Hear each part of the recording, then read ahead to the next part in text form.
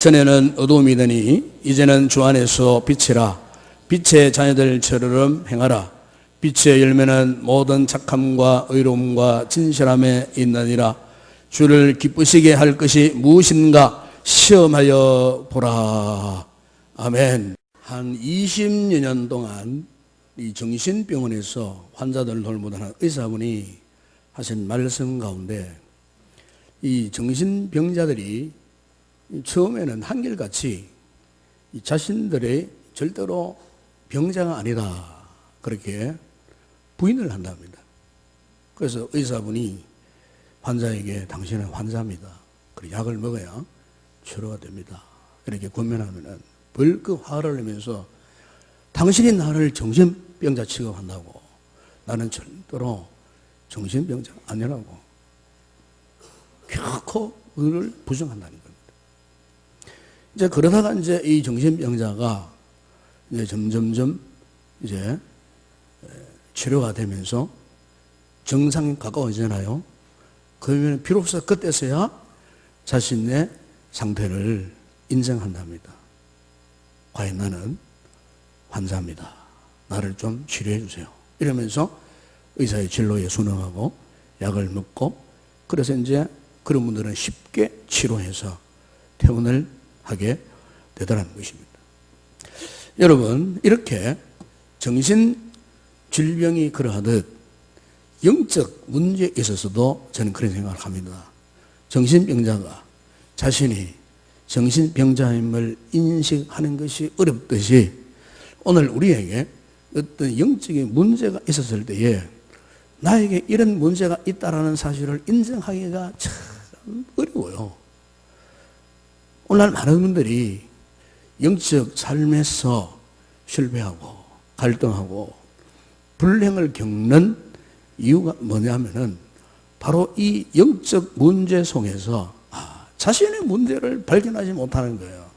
자신의 문제를 인정하지 않는 거예요. 오히려 자신의 문제를 자꾸 감춰버려요. 스스로 속여버려요. 자신을 속여버려요.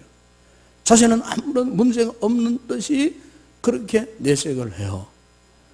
여러분, 오늘 우리의 삶이 참으로 행복하고 즐겁고 보람된 인생이 되기를 원한다면은 여러분, 우리 인생의 문제를, 영적 현실을 감추면 안 돼요.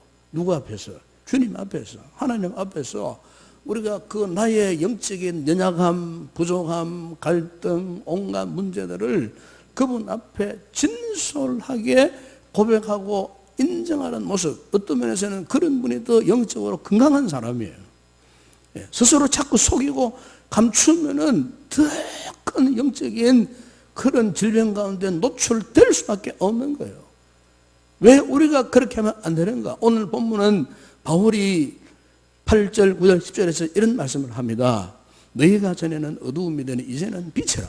우리가 누구라요? 빛의 자녀라 그래요. 빛의 자녀요. 우리는 빛의 자녀예요.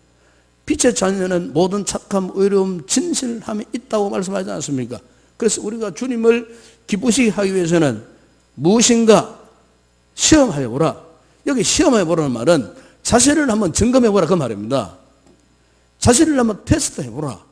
과연 내가 영적으로 지금 건강한가 그 말이에요. 영적으로. 전에는 너희가 어두움이 있지만은 이제는 빛이니까 빛의 자녀, 즉 건강한 자녀 아니냐 그 말이에요. 여러분, 빛이라는 것은 어둠을 밝히는 거 아니겠습니까? 어둠을 밝히는 것.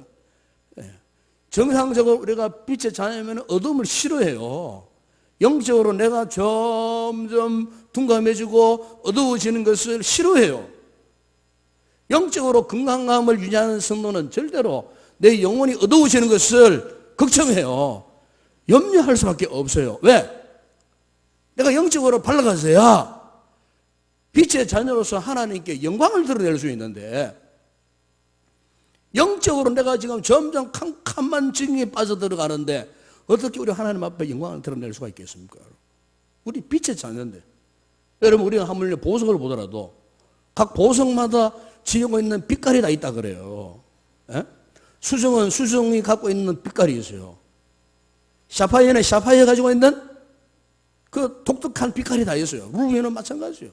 다이아몬드는 아주 강력한 그런 빛깔이 달라요. 그래서 그 빛깔을 보게 되면은, 아, 이것은 샤파이구나, 다이아몬드구나, 수정이구나, 루비구나, 뭐 등등 그 빛깔을 보고, 보석들은 자신들이 갖고 있는 각가지 빛깔이 다 다르다는 거예요, 여러분. 하물며 우리는 하나님의 자녀예요. 하나님의 자녀는 하나님의 자녀된 영적인 빛깔이 있다 그 말이에요. 영적인 빛깔. 이 빛깔을 통해 갖고 하나님 앞에 우리가 영광을 돌리게 되는 거예요. 여러분, 그런데요, 우리가 영적으로 어두워져 보세요. 그 빛깔이 희석되어 버려요. 빛깔이 사라져 버려요. 만약 우리의 속 사람이 영적인 어두운 상태에 갇혀버렸다, 갇힌 상태가 되면은 여러분, 결코 우리의 모습은 하나님의 빛된 자녀로서 영광을 드러낼 수가 없어요. 우리 교회가 지금 전도 축제 기간이 있습니다. 저는 이 본문을 전도 메시지에 좀 포커스를 맞추려고 많은 노력을 했습니다. 여러분, 전도가 뭡니까? 전도는 무엇입니까? 한마디로 이렇게 생각합니다. 오늘 설교 제목처럼 전도는 어두움에서 빛으로 이끌어가는 겁니다. 어두움에서 빛으로. 죄악의 어두움에서 갇혀서 탄식하던 영혼을 하나님의 영광의 빛 가운데로 이끌어가는 거예요. 이게 전도예요. 다시 말하면은 마귀의 어두움의 권세를 사로잡혀 있던 영혼을 하나님의 영광의 빛으로 이끌어가서 빛의 자녀로 변화시켜 주는 영적인 위대한 운동. 여러분, 바로 이것이 전도 아니겠어요? 우리 주님께서도 이 땅에 오셔서 제일 소중하게, 제일 우선적으로 하신 일이 무슨 줄 아십니까? 마가복음 1장 38절에 이르시되 우리가 다른 가까운 마을들로 가서 거기서도 전도하리니 내가 이를 위하여 왔노라. 하나님의 아들이신 우리의 구원자 예수 그리스도께서 오신 목적을 분명히 설명하고 있어요. 이를 위하여 왔노라. 전도하러 왔다고 말씀하면서 마가복음 1장 39절에 보시면은 온 갈릴리에 다니시며 그들의 여러 회당에서 전도하시고 또 귀신들을 내어 쫓으시더라 그랬습니다.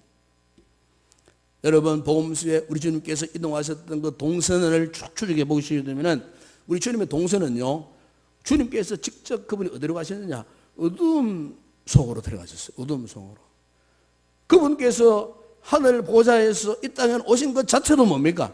하늘의 영광의 빛 가운데서 세상에 죄악된 어두운 곳으로 오셨던 것처럼 그분이 3년 반 동안 복음을 전파하시며 사용하시는 그 동선을 추적해 보게 되면 항상 주님께서는 어두움 속으로 들어가셔서 어두운 공동체, 어두운 개인, 어두운 사회, 어두운 지역을 향하셨어요.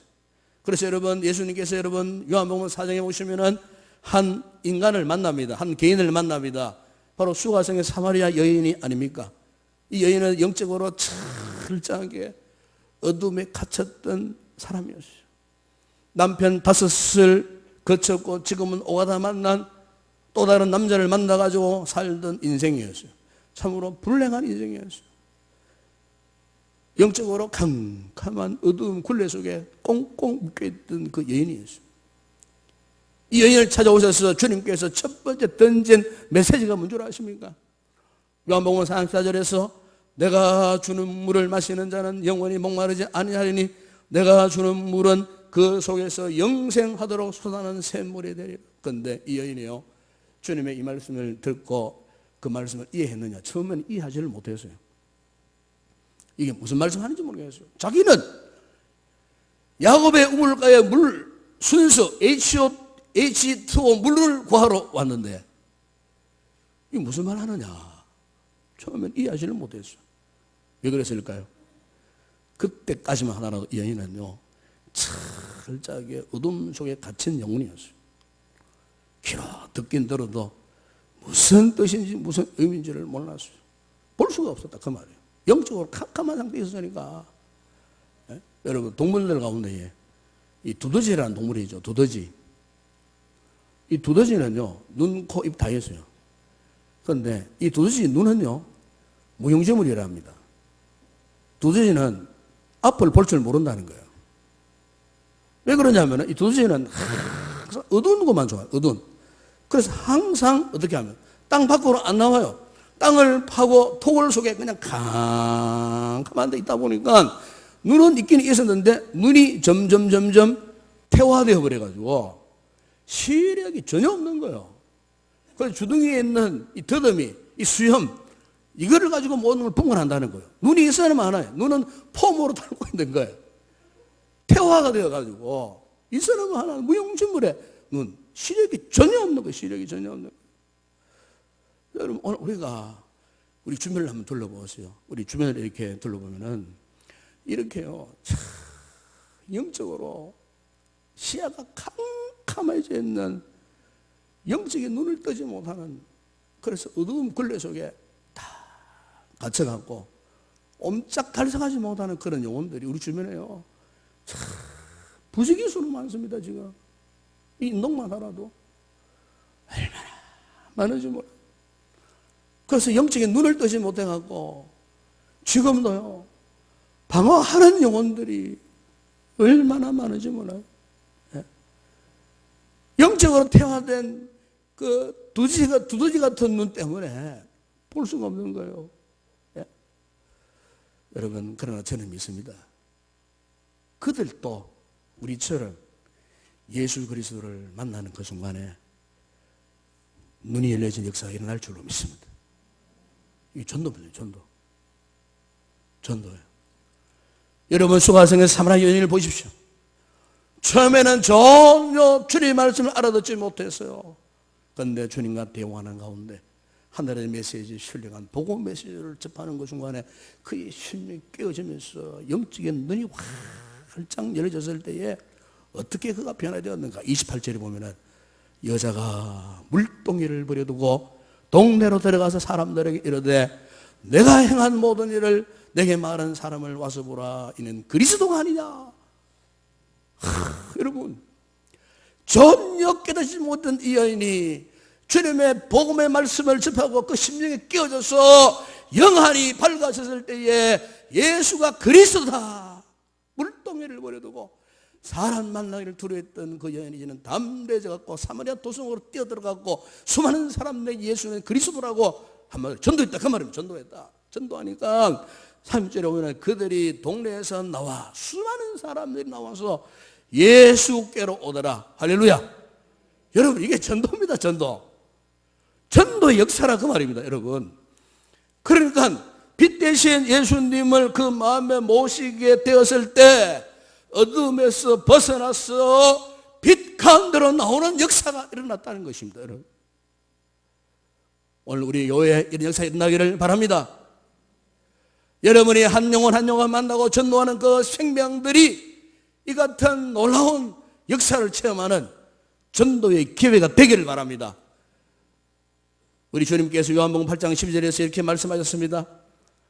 나는 세상의 빛이니 나를 따르는 자는 어둠에 다니지 아니하고 생명의 빛을 얻으리라. 예수를 증거하면 누구든지 어둠을 따르지 않고요, 어둠의 자리에서 생명의 자리로 유턴하고 전환되는 역사가 일어난다는 것입니다. 여러분, 오늘 우리 교회가, 우리 성도들이, 우리 전도사들이 확신해야 할 사실이 바로 이것이에요. 빛이신 예수님을 전하면은 전도 그 대상자 베스트의 그 영혼 속에 오랫동안 숨어서 속이면서 고통을 주던 악한 어두움의 권세가 떠나가는 역사가 일어나는 것입니다. 악한 어둠의 권세가 손을 들고 항복하고 떠나갈 때 그 영혼 눈이 떠져지는 거예요. 그때서야 자신이 바로 보여지는 거예요. 내가 예수 믿기 전에, 복음을 접하기 전에 내가 얼마나 비참한 인생이었는가, 얼마나 불쌍한 인생이었는가. 어둠에서 빛으로 탈출했던 영적인 그 기쁨, 환희를 그 영혼들이요 경험하게 되는 거예요. 여러분 바울 사도 잘 아시지 않습니까? 한때 그는요 세상적으로 누구보다도 똑똑하고 모살것 찰나거든 사람이었어요. 그 당시에 수많은 유대 교도들 가운데서도 가장 탁월하고 가장 촉망받던 사람이었어요. 열심히 특심했던 사람이었어요. 유대교 열심히. 그래서 예수 믿는 사람들을 막 잡아다가 핍박하고 능욕하는 일에 행동대장으로 앞장섰던 사람이에요. 그러는 그가 예수 믿는 사람들을 잡아서 핍박하려고 다메섹으로 가는 도중에 하늘에 예수의 밝은 빛 광채를 경험한 거예요. 예수님이 빛으로 그 가운데 임하신 거예요. 그 순간에 그의 두 눈이 멀어져 버렸어요. 보이질 않았어요. 이것은 하나님의 뜻이었어요.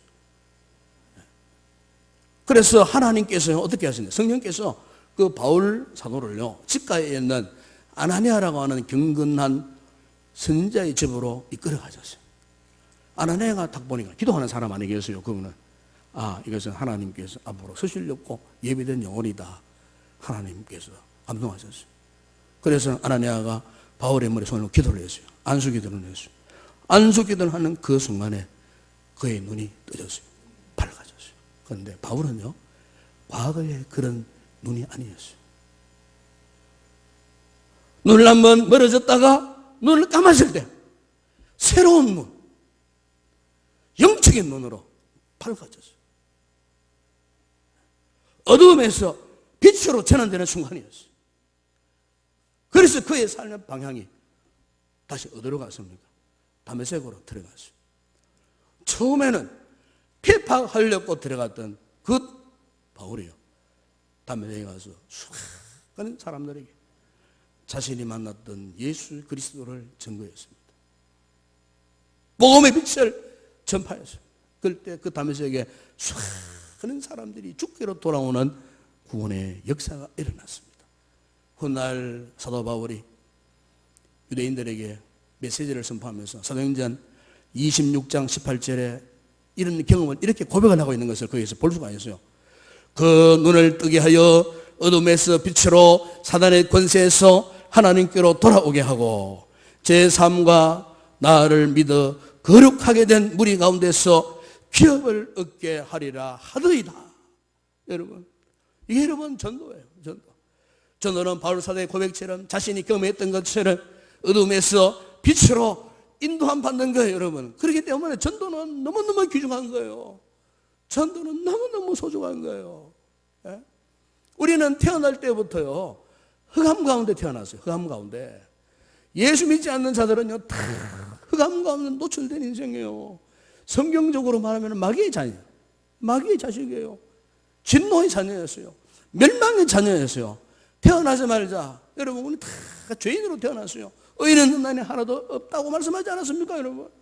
우리는 다 지옥 갈 인생, 멸망받을 인생으로 태어났어요. 그런데 이런 우리 인생들을 하나님께서 그 누군가를 통해서 복음을 접하게 하고 예수를 믿게 하고 예수님을 통해서 눈을 열어 어두움에서 이제는 빛 가운데로 행하는 축복의 자녀로 삼아 주셨다는 것입니다. 아멘. 무엇으로? 누군가의 전도를 통해서 그렇게 된 거예요. 어떤 통계조사를 보니까 전도 통계조사를 보니까 당신이 어떻게 예수를 믿게 되었는가 조사를 해보니까요 교회 성도들 가운데 85%가 누군가의 전도를 통해서 예수를 믿게 되었다는 거예요. 아마 여러분들 가운데도 내가 한번 손 들어보라고 하면 거의 손 들 겁니다. 누군가의 전도를 통해서. 모태신앙도 부모를 통해서 사실 예수 믿는 거예요. 모태신앙도. 그 부모님은 그 우때 어른들이 누군가를 통해서 예수를 믿게 된 거예요. 그래서 1대, 2대, 3대, 4대까지 쭉 예수를 믿고 내려오게 되는 거예요. 예. 누군가에 의해서. 그러니까 누군가에 의해서 눈을 뜨게 하여 어두움에서 빛으로 사단의 권세에서 하나님께로 돌아오는 이런 놀라운 구원의 역사를 무엇을 통해서? 전도라고 하는 구원의 통로를 통해서 우리를 이렇게 하나님의 위대한 빛의 자녀로 삼아 주셨다는 사실입니다. 여러분 오늘 우리 사는 이 세상을 한번 둘러보세요. 이 세상 참 황망하잖아요.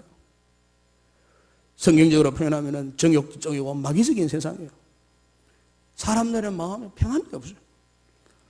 염려, 걱정, 근심, 무서운 테러로 인해 두려움 속에 휩싸이고 온갖 죄악으로 지금 가득하고 죄악의 본물이 넘쳐 흐르고 올무에 묶여서 전전긍긍하고 탄식하는 인생들이 영화를 열고 믿음의 눈으로 이 세상을 둘러보면 절대 이 세상이 좋은 세상이 아니에요 지금.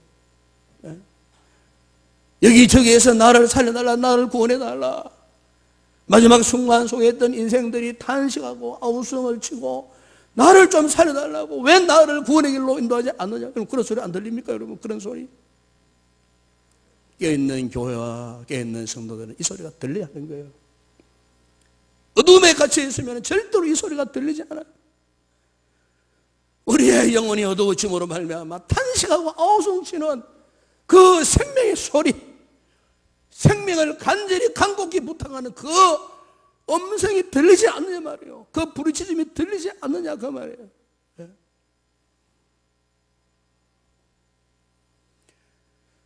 주는 나의 피난처라는 책이 있습니다.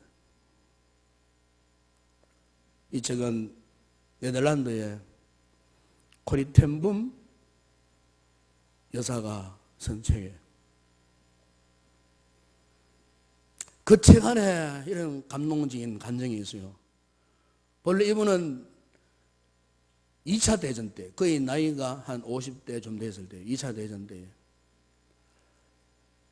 그 가족들이 피신에 도망치는 유대인을 몰리 숨겨줬다가 나치에게 발각이 되었어요. 그 이유 때문에 온 가족이 나치 수용소에 감금되기 시작했어요. 여러 감옥을 전전을 했어요. 그런데 전전하는 가운데에 엄청난 고초를 당했어요. 여자로서의 그런 몹쓸 짓도 당하고 온갖 어려움을 당했어요.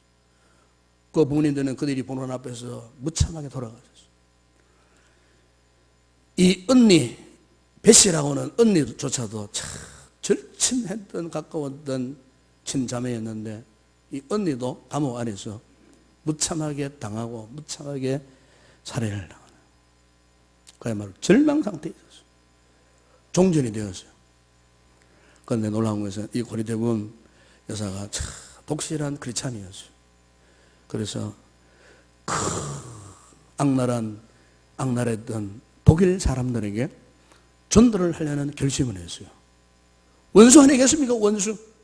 자기의 가족을 몰살시켰던, 그것도 그냥 죽인 것이 아니고 처참하게 죽였던 독일 사람들에게, 원수 같은 독일 사람들에게 복음을 전하기 위해서 결심하고 전도를 하는데, 어느 날요 자기 눈앞에 바로 자기 부모를 그렇게 죽이고 자기 언니를 그렇게 무참하게 살해했던 그 살인범이 자기 앞에 서 있는 거예요. 자기 앞에 전도를 하는 과정에 순간적으로 이 고리대금 여사의 마음이 막 경직되면서 막 온몸이 막 떨림이 오면서 과거의 수용소에서 감옥에서 당했던 그 경험들이 막 스쳐 지나가면서 감당할 수 없는 괴로움, 고통들이 막 가슴에서 밀쳐 올라오는 거예요. 감당할 수 없는 그 악랄한 인간이 지금 바로 자기 눈앞에 있는 거예요. 그런데 지금 자기는 전도하다가 그 영웅을 만난 거예요. 전도하다가. 그런데 순간적으로 하나님 앞에 거부를 한 하나님, 나는 절대로 저 영혼만큼은 절대 전도를 못하겠습니다. 어떻게 저 영혼이 이 복음을 전하면 구원받는 거 나는 싫어요. 나는 절대로 저 인간에게는 절대로 복음을 전하기 싫다고 막 눈물 흘리면서 애절하게 하나님 앞에 몸부림을 쳤을 때에 하나님께서 그 고리대금 여사에게 이런 말씀을 하시더랍니다. 고리대금, 나는 내 아들을 어떻게 했는지 아느냐? 우리 주님께서 그렇게 말씀하셨어요. 나는 내 아들을 어떻게 했는지 네가 아느냐? 주님의 음성 앞에 이 고리대금 여사는 무릎을 꿇었어요. 그리고 눈물을 흘리면서 하나님 앞에 회개를 했답니다. 그리고 그 악랄한 인간 앞에 가서 입을 열어 복음을 전합니다. 하나님은 당신을 사랑하십니다. 예수를 믿으십시오. 용서할 권한은 나에게 없지만 그러나 하나님께는 있습니다. 그런데 바로 그 사람이 그 자리에서 무릎을 꿇고 통에 자복하면서 용서를 빌고 살려달라고 애절하게 통가며 울더라는 것입니다. 회개의 역사. 그 어둠의 자식이 빛의 자녀로 변화되는 순간이었어요. 바로 그 사람이 고레본 여자가 1983년도 돌아가실 때까지 함께 동행하면서 함께 복음을 전하는 복음의 동역자로 조력하고 헌신하게 되었다는 것입니다. 자기 가족을 그토록 무참하게 살해했던 그 인간이 빛의 자녀로 변화되어지니까 복음을 전파하는 하나님의 복음의 사역자로 동행하면서 쓰임을 받게 되었다. 여러분, 바로 이 복음의 능력입니다. 이게 전도의 능력입니다. 이 복음 앞에 모든 어두움이 사라지게 되는 것입니다. 우리 주님께서 누가복음 4장 18절에서 주의 성령이 내게 마셨으니 이는 가난한 자에게 복음을 전하게 하시려고 내게 기름을 부으시고 나를 보내사 포로된 자에게 자유를 눈먼 자에게 다시 보게 함을 전파하며 눌린 자를 자유롭게 하고 그랬어요.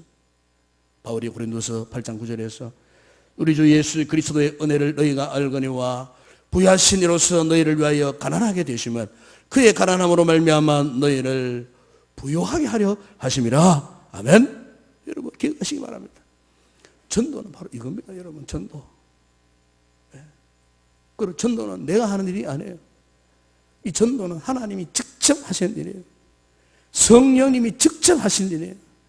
다만 우리는 하나님의 전도의 도구로 사용되어질 뿐이에요. 이게 전도의 원리입니다. 우리가 순종하면은 그분이 하시는 일이 뭐냐? 전도하는 일이에요. 전도는 하나님이 하시는 일이에요. 전도는 하나님이 최고로 기뻐하시는 일이에요. 그런데도 만약에 우리가 이 일을 하지 않는다면은 저는 그렇게 생각해요. 이것은 하나님 앞에 최고의 불순종이에요. 최고의 불순종이에요. 뭐 예배 드리지 않는 것 이건 아무것도 아니에요. 우리가 지금 누군가에 의해서 구원받았는데 사실 우리는 영적으로 복음에 빚진 자들이 아닙니까 여러분? 복음에 빚진 자들이에요. 우리 할아버지가 우리 아버지가 어떻게 몇 대로 믿고 그 자랑할 거 하나도 없어요. 자랑할 거. 그렇게 그 가정에 전도되어서 구원받은 믿음의 가문이 되었다면은 오늘 나 자신도 해야지. 전도해야지요. 그런 큰 은혜를 입고서도 내가 만약 원구원에 헌신하고 투자하지 않는다면은 이것보다 더 큰 불순종이 어디 있겠습니까, 여러분? 이것보다 더 큰 죄악이 어디 있겠냐, 그 말이에요.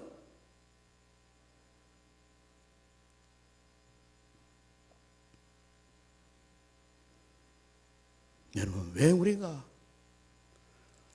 이토록 하나님이 기뻐하시는 최고의 전도의 사역에 대해서 무관심하는가?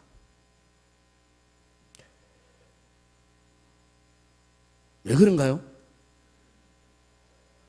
저는 성경적으로 그 답변을 드리고 싶어요. 지금 우리가요, 알게 모르게 영적 어두움의 권세에 유혹을 당하고 있는 거예요. 오늘 많은 한국 교회들이, 한국의 크리스찬들이 전도하지 않습니다. 복음을 전하지 않습니다. 왜 그럴까요? 알게 모르게 악한 원수 마귀 사탄의 영적 어둠의 권세에 지금 자꾸 지배를 받고 있는 거예요. 그 마귀의 유혹을 지금 당하고 있는 거예요. 그래서 쓸데없는 일에 분주한 삶을 삽니다. 모든 사람들이 지금 분주병이 걸려 있습니다. 분주병이. 원수 마귀가 이거를 가지고 우리를 자꾸 전도하지 못하는 무기력한 교회, 무기력한 그리스도를 만들어가는 거예요. 잡다한 세상 뜻으로 분주하게 만들고 바쁘게 만들어서 영혼 구원에 전혀 신경 쓰지 못하도록 해서 영적으로 캄캄하게 만들었어. 그저 악한 영이 이끄는 대로 교회가 움직이고 개인이 살아가도록 전혀 우리는 무서운 영적 전쟁터에 있습니다. 지금 전쟁 중에 있습니다. 그래서 미국의 유명한 교회 성장학자인 피터 와그너 박사가 그에 쓴 책에서 이런 말을 역설했어요. 교회의 성장을 이루려면 그 지역의 흑암의 세력인 귀신들을 내쫓아야 한다. 왜냐하면 교회를 통하여 이루어지는 전도는 빛과 어두움의 가장 치열한 전쟁이기 때문이다. 여러분, 지금 우리는 빛과 어두움의 전쟁 중에 있어요. 빛이 이기느냐 어두움이 이기느냐, 빛의 자녀가 이기느냐 어두움의 자식들이 이기느냐. 여러분, 그래서 유명한 전도했던 드와이트 무디는 이런 고백을 했습니다. 단 한순간도 기도를 쉬면 사탄의 성전곡이 들리는 것 같아 그랬어요. 기도를 쉬면 사탄이 성전에 이겼다고 막 그런 노래를 부르는 소리가 들리는 것 같다는 거예요. 여러분, 위대한 전도자 드와이트 무디가 왜 기도를 언급했겠습니까? 여러분, 기도에 깨어있고 기도하다가 은혜받고 기도의 능력을 받아야 능력이 있는 전도자가 되는 거예요. 빛의 자녀로서요, 빛을 발하는 어두움의 권세를 물리치는 위대한 전도자가 될 수가 있다는 거예요. 여러분, 영국의 2세기 유명한 설교자 마틴 로이드 존스 목사님, 이분도 몇 년 전에 돌아가셨습니다만, 이분이 쓴 책에서 이런 말을 했어요. 지금 어두움의 세상은 대포 아시죠? 대포, 큰 폭탄을 장착한 대포.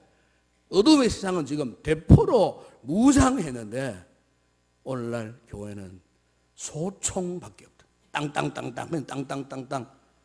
한 사람 그냥 터트리는 대포로 쾅쾅 하는 전쟁과 소총으로 땅땅 게임이 되겠습니까, 여러분? 로이드 존스 목사님이 그렇게 표현을 했어요. 저는 우리 한국 교회가 지금 이런 상태에 있다고 봅니다. 아니, 우리 개인이 지금 이런 상태에 있다고 봅니다. 원수 마귀를 지금 대포를 갖고 와갖고 지금 벼르고 있는데 우리는 소총으로 싸우겠다는 거예요. 얼마나 무기력했습니까? 게임이 안 된다는 거예요. 게임. 사는 여러분, 우리의 삶도 중요합니다. 직장도 중요하고요, 사업도 중요하고요, 학생들은 공부도 중요하고, 그 무시하면 안 돼요. 그러나 우리가 어디에 있든지 잊지 말아야 할 것이요, 하나님께서 나를 그곳에 선교사로, 전도자로 파송하셨다는 사실이에요. 이걸 놓치면 안 되는 거예요. 부흥하는 교회, 건강한 교회, 특징이 뭡니까? 전도의 열정을 가졌다는 특징이 있습니다. 영혼 구원의 열정. 아름다운 예배당에서 웅장한 올겐 소리 속에서 그냥 경건하게 예배드리는 것만이 중요한 것이 아니라 그 말이에요. 마지막 최후의 보루는 교회가, 우리 성도들이 전도를 하느냐, 이겁니다. 전도가 없는 교회, 전도가 없는 개인은 이미 영적으로 병들었다고 보면 옳습니다. 왜? 영적으로 무력해지니까 전도에 관심이 없는 거예요. 전도할 힘이 없는 거예요. 에너지가 없는 거예요. 상실해버린 거예요. 그 예수님께서 마태복음 12장 29절에서 이렇게 말씀하셨어요. 사람이 먼저 강한 자를 결박하지 않고서야 어떻게 그 강한 자의 집에 들어가 그 세간을 강탈하겠느냐. 결박한 후에야 그 집을 강탈하리라. 여러분, 전도자는 어둠의 세력에 붙들린 자들을 성령의 능력으로 결박해서 그 영혼들을 빼앗아오는 영적 전쟁터의 병사와 같은 거예요. 우리는 강해야 되는 거예요. 강하지 않고서는 강한 자의 세간을 넉탈이 올릴 수 없단 말이에요. 그 영혼들을 어두움의 권세, 사탄의 권세가 얼마나 여러분 강력한 줄 아십니까?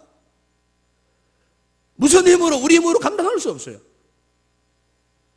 하나님의 성령의 능력으로 무장하지 않고서는, 말씀의 능력, 권능, 복음의 절대 능력으로 무장하지 않고서는 그 영혼들을 길 밖에서 끌어올 수가 없다 그 말입니다. 여러분. 사는 여러분, 오늘 우리는 이 전도축제 한 몇 주간 지나가면 그것을 끝나면 안 됩니다. 여러분. 그래도 우리 교회는 다행스럽게 지금 1년 계속해서 전도에 집중을 했어요. 모든 전 교회들이 하지는 못했을지라도 행복 모임을 통해서 셀가족 모임을 통해서 모이는 성도들이 제가 볼 때는 너무너무 감사한 일이에요. 고마운 일이에요. 소수의 그분들이 지금까지 한 영혼, 두 영혼, 오늘도 보십시오. 전도하신 분들이 두 분 있잖아요. 전도해서 어쨌든 그 영혼들을 이곳에 데리고 왔어. 복음의 말씀을 듣게 하기 위해서, 말씀을 듣고 거듭나서 어둠의 자녀에서 빛의 자녀로 삼으시기 위해서 애쓰는 성도들이 있다는 이 사실 앞에 저는 무한 감사하고, 그래도 우리 교회가 희망이 있구나 그런 생각을 하고 있고요. 우리가 다음 주일날 총동원도 주일날 여러분 한번 이 한 주간 한번 돌아보십시오. 돌아보시면서 정말로 우리 주님이 그토록 사모하고 염원하는 이 어둠의 자식이 누구인가, 그 생명을 이곳으로 인도해서 빛의 자녀로 삼어 가시는 깨어있는 영적으로 분별력이 살아 회복되어지는 그런 아름다운 믿음의 성도들이 되시기를 주의 이름으로 축원합니다. 기도합니다. 우리 아버지 하나님, 우리 교회를 이처럼 사랑하여 주시고 2015년도도 우리 성도들이 이렇게 행복 모임을 통하여서 주의 복음을 선포하게 하시고, 이제 아버지 이해가 마무리가는 이 점에 전도 축제를 통하여서 4주간 또한 열심으로 전도하게 하시고 221명의 귀한 영혼들을 작정케 하시고, 이제 그 영혼들을 다음 주일날 저들을 초청하기를 원합니다. 주님, 위대한 전도의 역사를 우리 인동교회를 통하여 우리 성도를 통하여 나타내시기를 원합니다. 우리가 흑암의 자녀였던 우리가 누군가의 전도를 받고 빛의 자녀가 되었듯이 복음에 빚진 심정을 갖고 한 영혼 구원하는 일에 최선을 다하는 열정을 품는 우리 성도들, 우리 교회 되게 하여 주시옵소서. 어둠의 빛으로 이끌어가는 위대한 전도의 강력한 역사를 나타내는 우리 교회와 우리 온 성도들 되게 하여 주시옵소서. 예수님의 이름으로 기도드리옵나이다. 아멘.